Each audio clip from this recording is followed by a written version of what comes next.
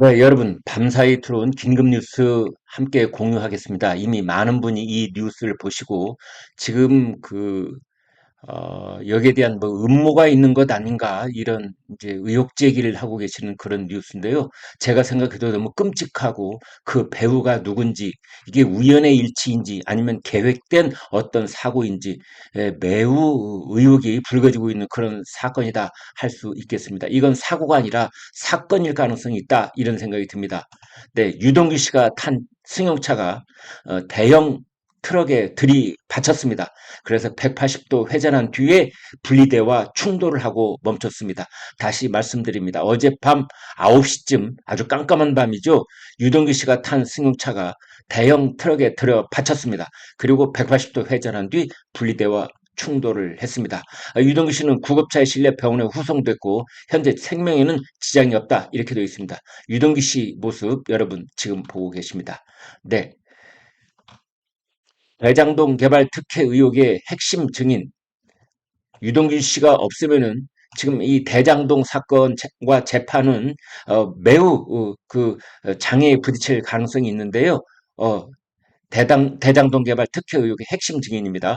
유동규 전 성남도시개발공사 기획본부장이 어제 저녁 자신의 승용차에 타고 고속도로로 이동하던 중 뒤에서 달려온 대형 트럭의 후미를 추돌당하는 사고가 발생했습니다. 이 전형적인 고속도로에서 인명피해가 가장 많이 일어나는 대형차에 의한 소형 승용차의 추돌 사고입니다. 이렇게 되면은 그 소형 승용차에 타고 있는 사람이 전원이 다 사망하는 그런 큰 사고로 이어지는 경우도 많습니다. 어젯밤 9시쯤 유동규 씨가 탄 승용차가 네, 뒤에서 달려오는 8톤이 넘는 트럭에 의해서 추돌당했습니다. 조선닷컴 취재를 종합하면 이날 오후 8시쯤 유동규 전 본부장은 서울에서 지인과 저녁 식사를 마친 뒤 대리운전 기사가 운전하는 자신의 승용차에 타고 그 다음 장소가 여기입니다. 과천의왕 고속도로로 올라가 경기도 화성시 자택으로 돌아가던 길이었습니다. 의왕 톨게이트를 통과한 지 얼마 지나지 않아. 그러니까 톨게이트를 지난 지 얼마 지나지 않은 곳입니다. 유동규 전 본부장인 뒤에서 달려온 8.5톤 카고 트럭에 추돌당했습니다.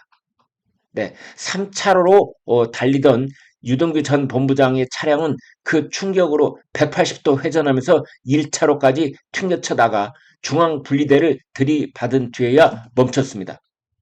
여러분, 이런 상황, 정말 끔찍한 상황이 아닐 수 없다, 이렇게 말씀드릴 수가 있겠는데요.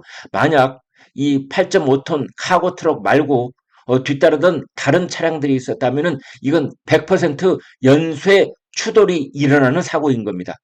그리고 유동규 전 본부장이 타고 있던 승용차 대리운전기사, 그 다음에 유동규 본인, 이분들은 어마어마한 사고를 당하고 아마 거의 사망에 이르는 사고가 될 수도 있었던 그런 끔찍한 장면이다. 이렇게 말하지 않을 수 없는 겁니다. 어, 유동규 씨는 차의 조수석 쪽에 타고 있었는데요. 차의 조수석 측면이 중앙 분리대와 부딪히는 상황이었으며 유동규 전 본부장은 조수석에 타고 있었다. 사고 당시 1차로를 주행하던 차가 없어서 후속 사고는 벌어지지 않았습니다. 유 씨는 지나던 다른 차량의 신고를 받아 출동한 119 구급차에 실려 인근 병원으로 후송됐으며 생명에는 지장이 없는 것으로 그렇게 전해졌습니다. 유동규 씨는 이날 재판에서 정진상도 아는데 그리고 정진상의 변호인 측은 왜 자꾸 끌어들이냐 이렇게 고성으로 서로 맞부딪히는 그런 일이 있었습니다. 자, 이런 사고에 대해서 저희 독자들은 이런 의혹을 제기하고 계십니다. 첫 번째로는 이거 영화에서 많이 봤던 장면이다. 입을 닫게 하는 그런 증인이 있다고 했을 때 그 증인을 잠재우는 수법으로 차량 사고를 위장해서 그 증인을 살해하는 수법 아니냐 뭐 이런 겁니다. 또 어떤 분은 에이 설마 아니겠지. 에이 아무래도 그렇게까지야. 뭐 이런 분도 계셨고 그다음에 어떤 분은 네 자동차 사고를 위장해서 유동규를 살해하려고 했던 장면이 분명하다. 이런 분도 계셨습니다. 또 다른 분은 누가 시켰는가? 시킨 그 배우를 찾아내야 된다. 증거를 찾아야 된다. 그 다음에 이 트럭 운전사를 긴급 체포해서 트럭 운전사의 배우를 캐봐야 된다.